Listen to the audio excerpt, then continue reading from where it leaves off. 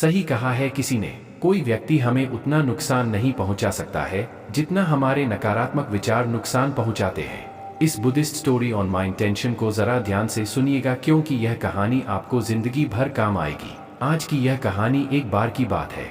एक जवान बौद्ध भिक्षु अपने मन में उठने वाले नकारात्मक विचारों से बहुत परेशान था। ना चाहते हुए भी उसके मन में तरह तरह के गलत विचार आते रहते।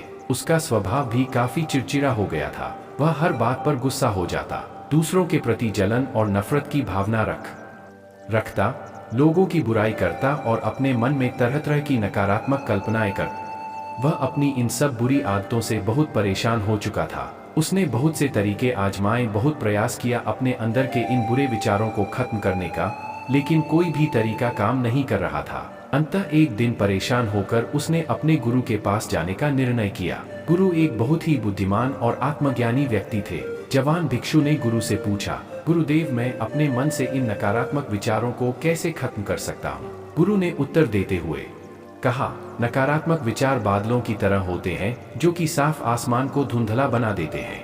अगर तुम्हें साफ आसमान देखना है तो पहले इन बादलों को हटाना पड़ेगा। ठीक इसी प्रकार अगर तुम अपने दिमाग से नकारात्मक विचारों को खत्म करना चाहते हो तो सबसे पहले तुम्हें इन नकारात्मक विचारों के मूल कारणों को पहचानना और उन्हें नष्ट करना पड़ेगा।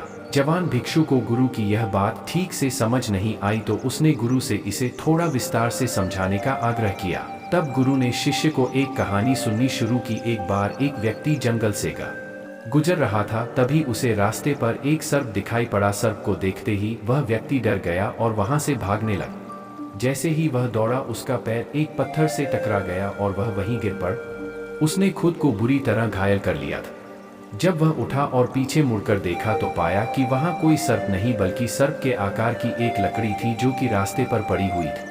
यह देखकर उस व्यक्ति को महसूस हुआ कि उसे नुकसान पहुंचाने का कारण वह सर्प नहीं बल्कि उसके खुद के अंदर बैठा डर और नकारात्मक विचार हैं जिसने उसे घायल कर दिया। कहानी खत्म करते हुए गुरु ने उस जवान भिक्षु से कहा, मन के नकारात्मक विचार इस कहानी के सर्प की भांति है जो तुम्हारी परेशानी का मूल कारण नहीं है, बल्कि तुम्हारी समस्या का मूल कारण तुम्हारे अंदर बैठा डर है, भावनाएं और अतीत के बुरे अनुभव हैं, जो कि नकारात्मक विचार गुस्सा और द्वेष के रूप में बाहर आते हैं। इसीलिए अगर तुम्हें अपने मन से नकारात्मक विचारों को खत्म करना है तो इसके मूल कारण को पहचान कर उसे नष्ट करना होगा। अब हम इस कहानी को अपने जीवन में कैसे लागू कर सकते हैं, इसके लिए कुछ प्रैक्टिकल टिप्स हैं। पहला, माइंडफुलनेस या जागरूकता का अभ्यास करो। अपने विचारों और भावनाओं के प्रति जागरूक रहो। देखो कि आपके भीतर क्या चल रहा है।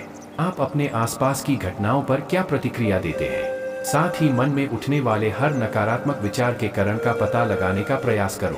दूसरा, अपने अतीत की बुरी यादों, बुरी घटनाओं और बुरे अनुभवों को स्वीकार करो और खुद को वही दूसरों को माफ कर दो। तीसरा, अपने जीवन के सकारात्मक पक्ष पर अपना ध्यान केंद्रित करो और पास कुछ भी उसके लिए इस ब्रह्मांड का आभार व्यक्त करो।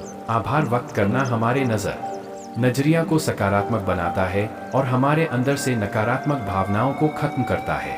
चौथा, दयालु बनो खुद के प्रति भी और दूसरों के प्रति भी, क्योंकि नकारात्मक विचार अक्सर बुराई और तुलना करने से पैदा होते हैं।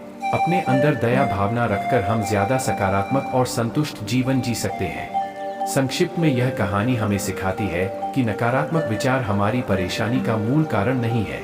असल समस्या तो हमारे भीतर गहराई में छुपी हुई है।